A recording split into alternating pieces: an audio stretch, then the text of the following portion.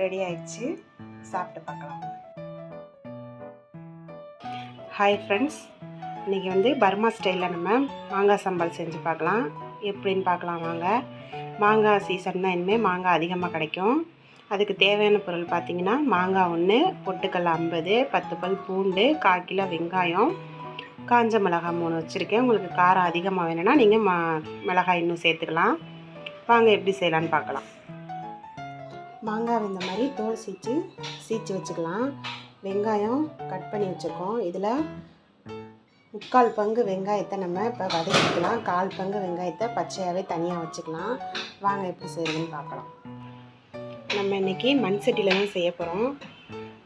சட்டி சூடானதும் எண்ணெய் ஒரு 4-5 ஸ்பூன் ஊற்றியாச்சு. அடுத்து நம்ம பூண்டை அதில் வறுத்து எடுத்துக்கலாம்.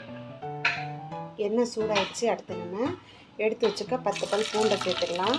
ரொம்ப கறிக்கிற கூடாது, பொன்னிறமாக வதக்கிக்கணும் பூண்டை.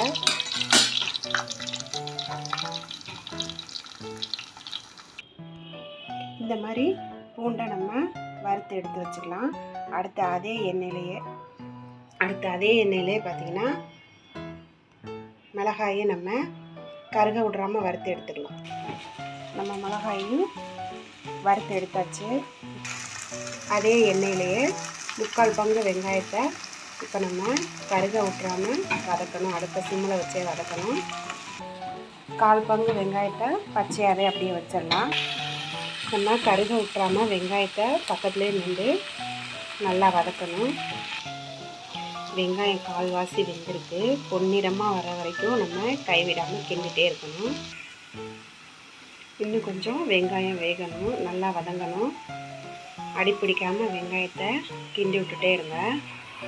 இந்த மாதிரி அடிப்பிடிக்காமல் வெங்காயத்தை வதக்கிக்கோங்க. இப்போ வதங்கிடுச்சு வெங்காயம். நம்ம ஒரு பிளேட்டில் மாற்றிக்கலாம். இந்த மாதிரி நம்ம ஒரு பிளேட்டில் மாற்றியாச்சு. அடுத்து நம்ம மிக்ஸி ஜாரில் எடுத்து வச்சுருக்க 50 பொட்டுக்கடலையை சேர்த்துக்கலாம். அடுத்து நம்ம எடுத்து வச்சுருக்க காஞ்ச மிளகாய், எங்களுக்கு காரம் கம்மியாக வேணும்னு 3 வச்சுருக்கேன். உங்களுக்கு அதிகமாக வேணும்னா நீங்கள் அதிகமாக சேர்த்துக்கலாம். இப்போ ரெண்டையும் நம்ம மிக்ஸி ஜாரில் அடிச்சுக்கலாம்.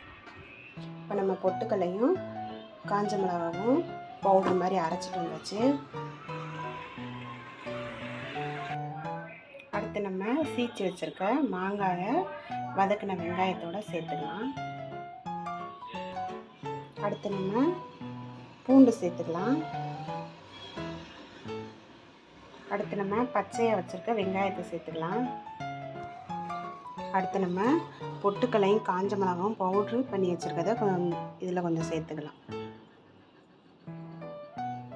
தேவையான அளவு உப்பு சேர்த்துக்கலாம். உப்பு சேர்த்துட்டு இப்போ இதை நம்ம கையால் மிக்ஸ் பண்ணிக்குவோம். இந்த மாதிரி கையால் மிக்ஸ் பண்ணிக்கோங்க. உப்பு பத்தலைன்னா உப்பு சேர்த்துக்கோங்க. சூப்பராக இருக்கும். நாங்கள் எங்கள் வீட்டில் மாங்காய் சீசன் வந்தால் அடிக்கடி மாங்காய் சம்பால் செய்வோம். இது ஒரு புதுவிதமான ரெசிபி. நீங்களும் செஞ்சு பாருங்கள். செஞ்சு பார்த்துட்டு கமெண்ட்டில் எப்படி இருக்குன்னு சொல்லுங்கள். மாங்காய் சம்பல் ரெடி ஆயிடுச்சு. சாப்பிட்டு பார்க்கலாம்.